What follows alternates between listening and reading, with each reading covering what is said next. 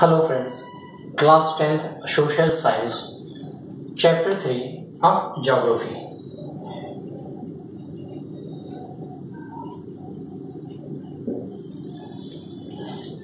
Today we learn about the agriculture. First, in the first video, we learn half chapter. Start. Definition. Agriculture is a primary activity which produces most of the foods that we consume besides food, grains, and it also produces a raw material for the various industries. You know, agriculture of India जो हमारा country है 70% population they are engaged in agriculture. पहले अभी industrialisation हुआ, उसके बाद बहुत सारे लोग एग्रीकल्चर बेस से हटकर इंडस्ट्री में आ गए, बट पहले हमारा इंडियन जो एग्रीकल्चर कंट्री माना जाता था, हमारे 65 to 70% पीपल वो एग्रीकल्चर में एंगेज होते थे. इसमें एग्रीकल्चर में अलग अलग एनिमल हस्बेंड्री भी आ जाती है, यानी कि जो भी प्राइमरी एक्टिविटीज है, फार्मिंग है, तो ये सारा माइनिंग है, ये सब कुछ. Some agriculture products like tea, coffee, spices etcetera.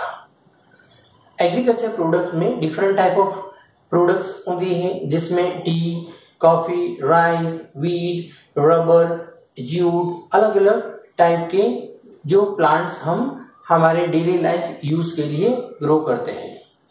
यानी हमारी जो नेसेसिटी है उसके हिसाब से हम एग्रीकल्चर प्रोडक्ट में अलग अलग टाइप के क्रॉप्स हम ग्रोन करते हैं. Different type of the crops grown in the different season.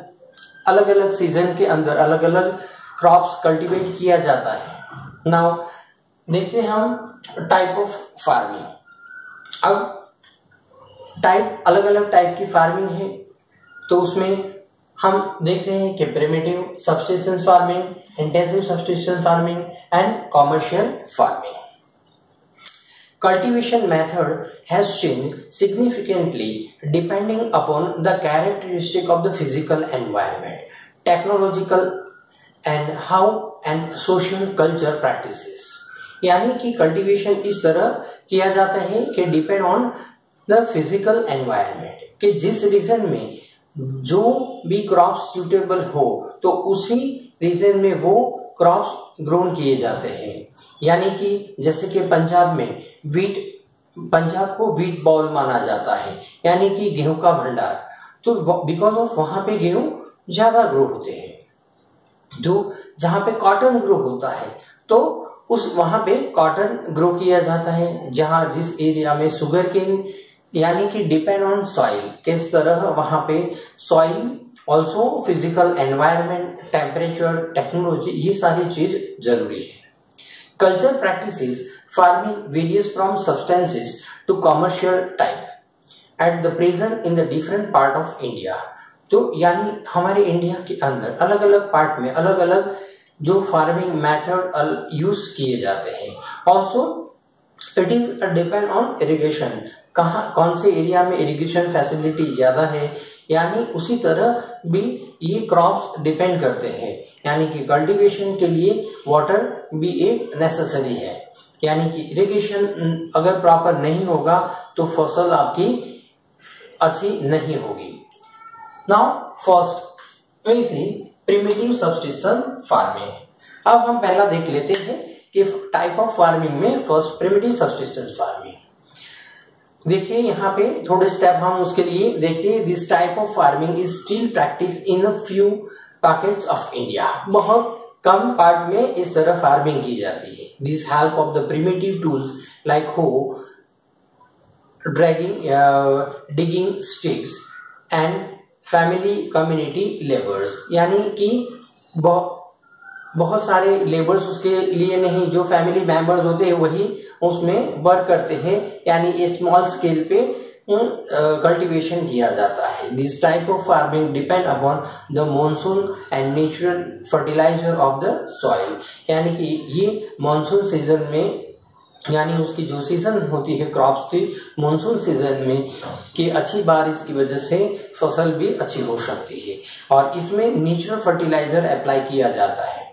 The soil and the suitability of other environment and condition to be crops grow, यानी कि उसमें ये भी ध्यान रखा जाता है कि उसको suitable temperature और suitable soil भी। It is a slash and burn agriculture, इसको हम स्लैश एंड बर्न एग्रीकल्चर भी बोलते हैं कि जहाँ पे वो लोग लैंड पार्ट में स्लैश एंड बर्न कर कर लैंड को फर्टाइल बनाकर वहां पे कल्टीवेशन करते हैं। द सॉइल फर्टिलिटी डिक्रीजेस, यानी कि यहाँ सॉइल की जो फर्टिलिटी है वो कम होती जाती है। The farmers shifted and clear a fresh patch of the land and cultivation. तो अगर जहाँ पे फर्टिलिटी डिक्रीज है तो वहां से हटकर वो अलग जगह पर जाके, यानी कि वो शिफ्टिंग करके अलग जगह पे अलग लैंड पर जाके वहां पे उस लैंड को फिर से प्रिपेयर करते हैं और वहां पे कल्टीवेशन करते हैं। यानी वहां पे स्लैश एंड बर्न फार्मिंग भी वहां पे बोला जाता है। तो वो मेथड से वो लोग पहले वहां के जो पास्ट क्रॉप है उसको जला देते हैं और वहां स्लैश एंड बर्न करते हैं, फिर उसको टेलिंग करते हैं, प्लाविंग करते हैं, फिर लैंड को लूज बनाते हैं और उसके बाद फिर वहां पे कल्टीवेशन करते हैं। अब आइए देखिए नेक्स्ट, इंटेंसिव सब्सिस्टेंस फार्मिंग। अब सेकेंड में, this type of farming is a practice in the area of high population pressure on land, कि जहां पे बहुत सारी पॉपुलेशन है तो वहां पे हम इंटेंसिव सब्सिस्टेंस फार्मिंग के थ्रू फार्मिंग करते हैं।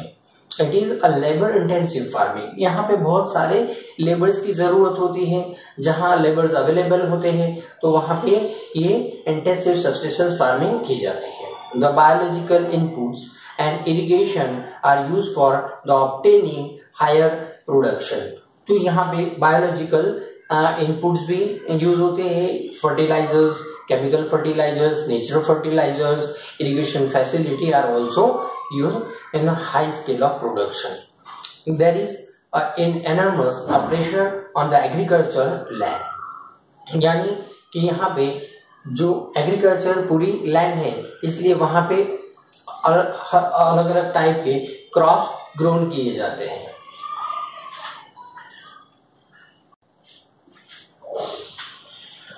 Now, commercial farming.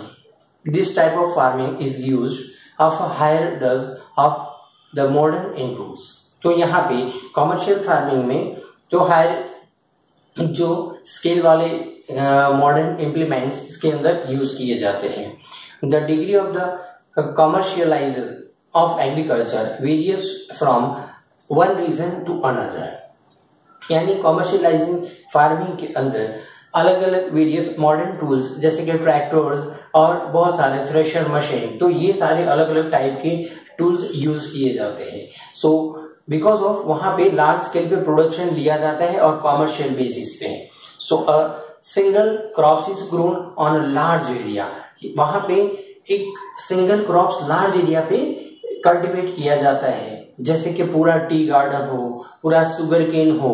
तो यानी कि वो इंडस्ट्री के लिए रॉ मटेरियल भी के फॉर्म में भी यूज करते हैं, इसीलिए जैसे कि शुगर केन से जगरी शुगर बनता है और खांडसरी। तो ये अलग अलग जो एग्जाम्पल है।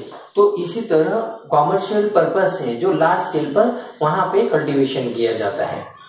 They help of the migrant labours, तो बहुत सारे लेबर्स बाहर से भी वहां पे लाए जाते हैं, क्योंकि वहां पे प्रोडक्शन के हिसाब से बहुत बड़ा फार्म होता है जो वहां पे बहुत सारे लेबर्स की जरूरत होती है, इसीलिए उनको माइग्रेट करके भी बहुत सारे लेबर को लाया जाता है। The produce is use as a raw material in the respective industries.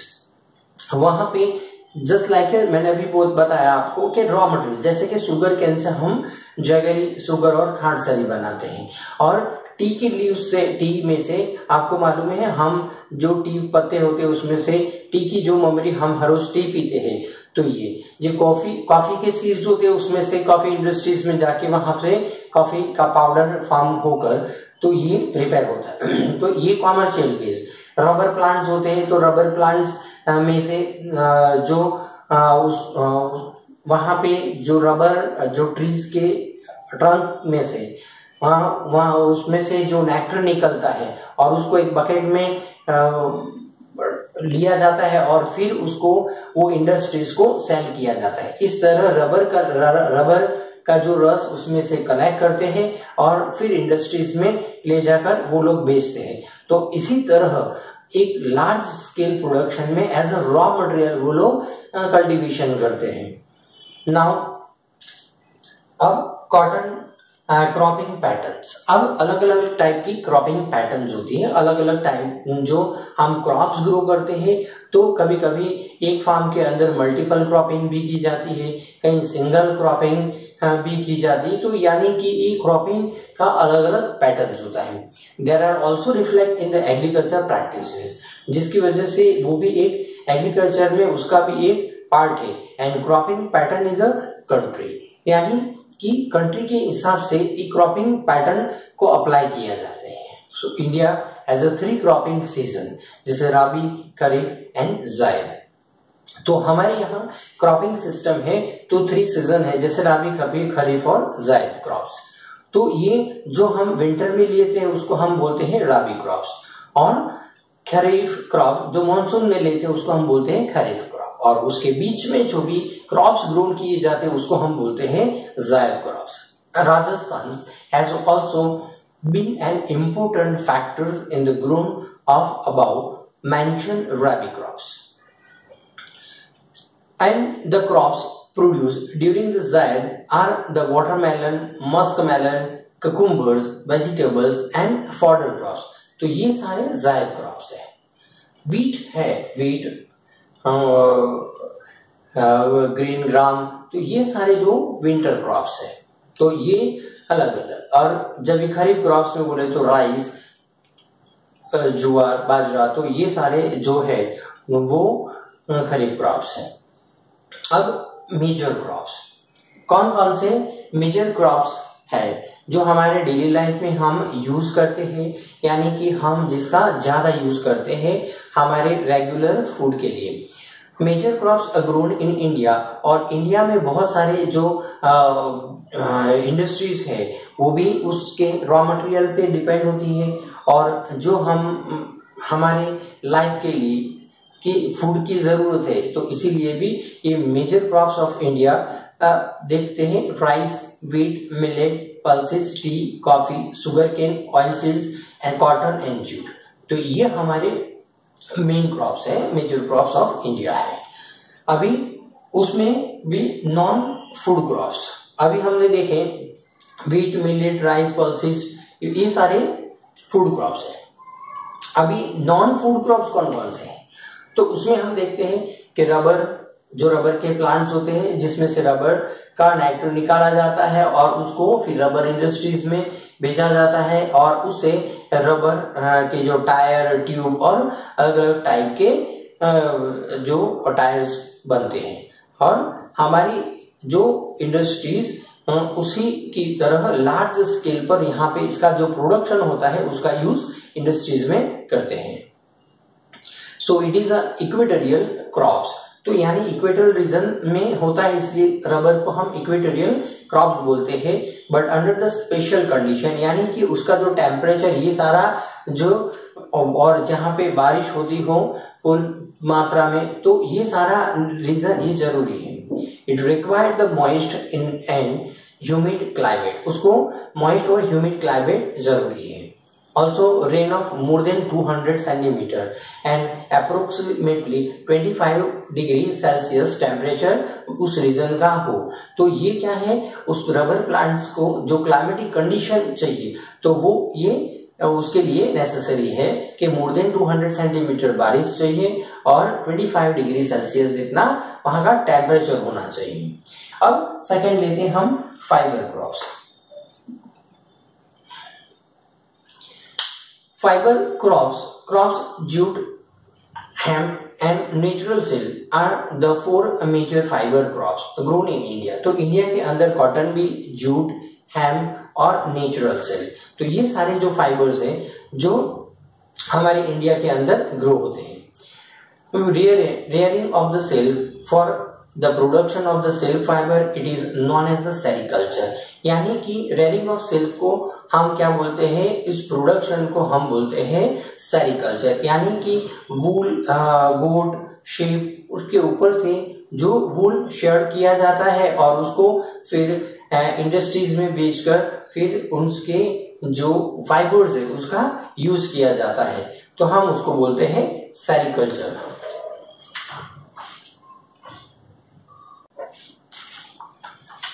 Now cotton. अभी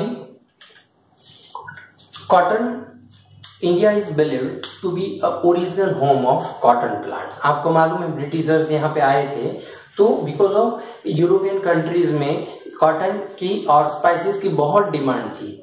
यानी हमारे इंडिया में बहुत कॉटन प्रोड्यूस होता था और कॉटन वो टेक्सटाइल इंडस्ट्रीज के लिए मेन माना जाता है। हम जो कपड़े पहनते हैं तो ये कॉटन जो टेक्सटाइल इंडस्ट्रीज की वजह से, तो कॉटन हमारे रेगुलर यूज में है। So in the 2008 India was second largest producer of the cotton after China.